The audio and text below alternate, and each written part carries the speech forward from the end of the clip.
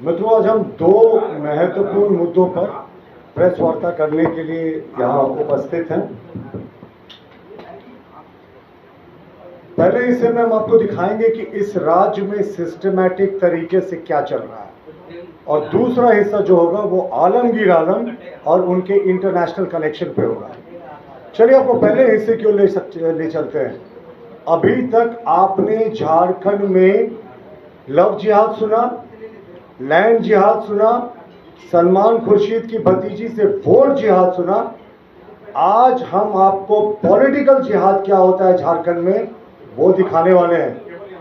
किस तरीके से जो कुछ घुसपैठिए और कुछ मुस्लिम युवक मोह जाल में आदिवासी युवतियों को फांसते हैं, उनके जरिए यहाँ की सत्ता पर काबिज होते हैं। इसी को हमने पॉलिटिकल जिहाद का नाम दिया है, और ये बहुत ही खतरनाक संकेत है। इसमें आरोप है कि इसमें कई ऐसे लोग हैं जो घुसपैठिए हैं और जिन्होंने अपने कागजात बना लिए हैं और इन आदिवासी बेटियों को प्रेम मोहजाल में फंसाते हैं। और अधिकांश केसों में ये आदिवासी बेटियां उनकी दूसरी या तीसरी पत्नी के रूप में होती है। उनसे विवाह ये सिर्फ और सिर्फ अधिकांश केसेस में सत्ता पे काबिज होने के लिए करते हैं।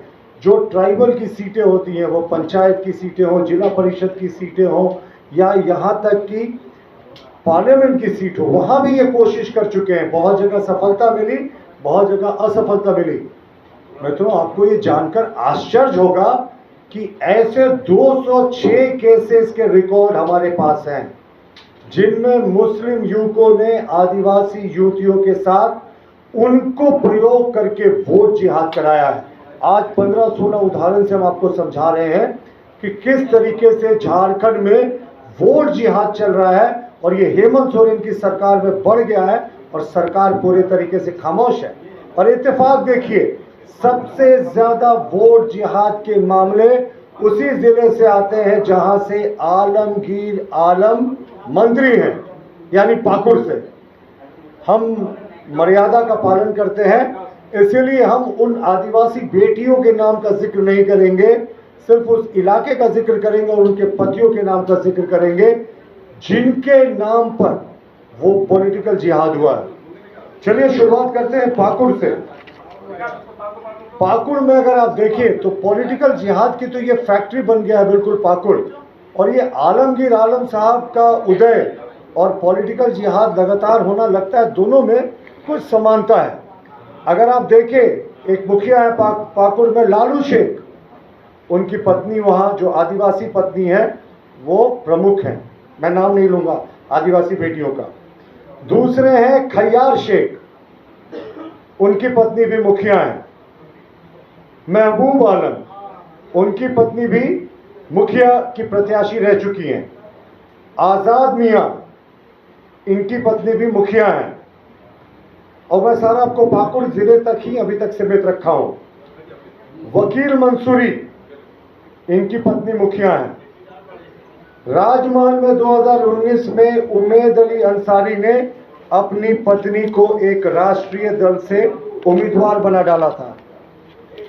अब आप देखें, अब्दुल शमीम, इसी पाकुड़ जिले से, मरियम मरांडी। अब मैं पाकुड़ जिले के और मामले आपको बताता हूं। आजाद अंसारी, पत्नी का नाम मैं नहीं लेना, ये सब लोग या तो मुखिया का चुनाव लड़ चुके हैं या जिला परिषद का चुनाव लड़ चुके हैं और काबिज भी हैं इसमें से अधिकांश केसेस में। सागिर अंसारी, मोहम्मद शेख, हजरत अली, ये तमाम लोग थे जो सिर्फ एक पाकुड़ जिले से थे। हमने बताया ना आपको कि 200 से ज्यादा हम लोगों ने डेटा इकट्ठा किया है। अब आते हैं, थोड़ी नजदीक आते हैं, और नजदीक में चलते हैं, हम आपको रांची जिले ही ले चलते हैं। तबारक अंसारी हैं, रांची जिला परिषद की उम्मीदवार रह चुकी हैं इनकी पत्नी।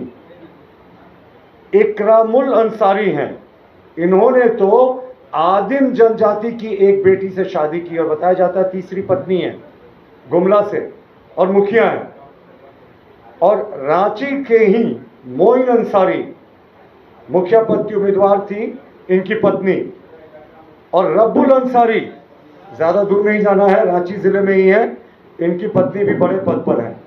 तो हमारा मानना है कि जो आज हमने आपको उदाहरण दिए, ये 15, 16, 17 उदाहरण, ये तो सिर्फ शुरुआत है।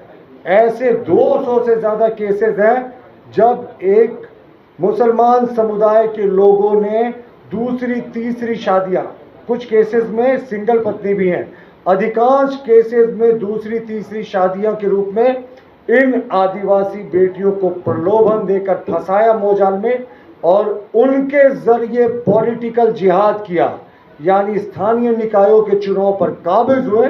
और सिर्फ स्थानीय निकाय नहीं, इनका मन तो इतना बढ़ गया कि इन्होंने पिछले बार राजमहल से भी कोशिश कर ली, इस बार भी राजमहल से एक जो प्रत्याशी लड़ रहे हैं उनके पति जो है वो मुस्लिम है और वो भी उनकी दूसरी पत्नी बताई जाती हैं।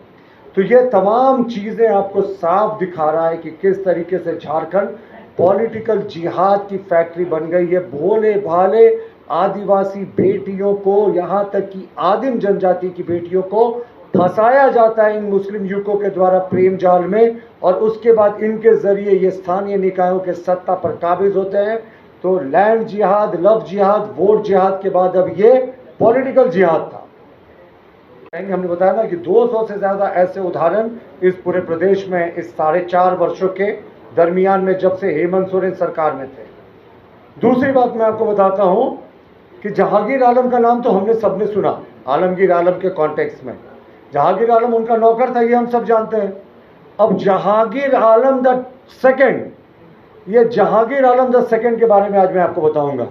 आलमगीर आलम के सगे भाई हैं जहांगीर आलम। ये ढाका में रहते हैं पिछले 35-36 वर्षों से।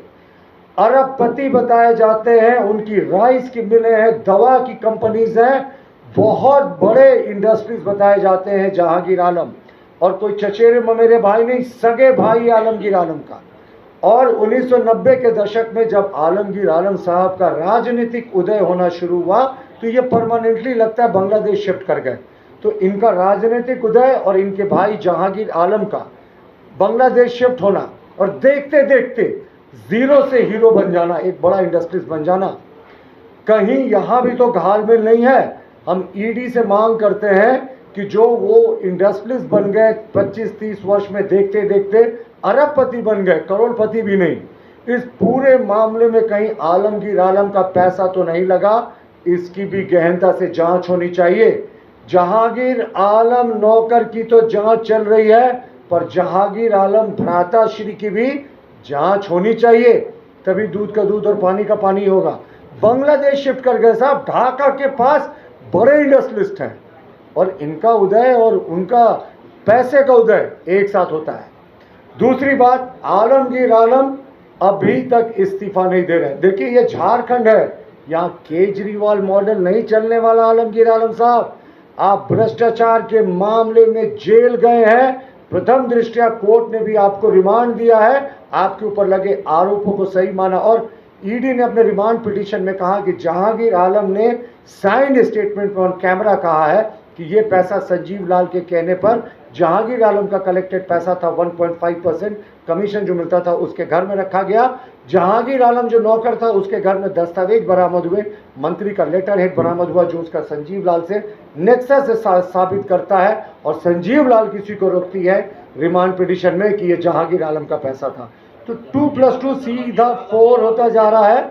और ये साफ दिखाता है कि इनकी जो ईडी के रिमांड में दिया गया है कि जो पैसा है वो जहांगीर आलम के घर में, उसका आलमगीर आलम से सीधा कनेक्शन था। और ये दूसरे जो जहांगीर आलम है उनकी भी जांच होनी चाहिए। बहरहाल पॉलिटिकल जिहाद बहुत बड़ा मुद्दा है। हमारी सरकार इस बार पूरे चीज को रिव्यू करेगी कि आदिवासी बेटियों को लगातार जो शिकार बनाया जाता है राजनीतिक रूप से सरकार पे काबिज होने का, ये बंद हो। जी।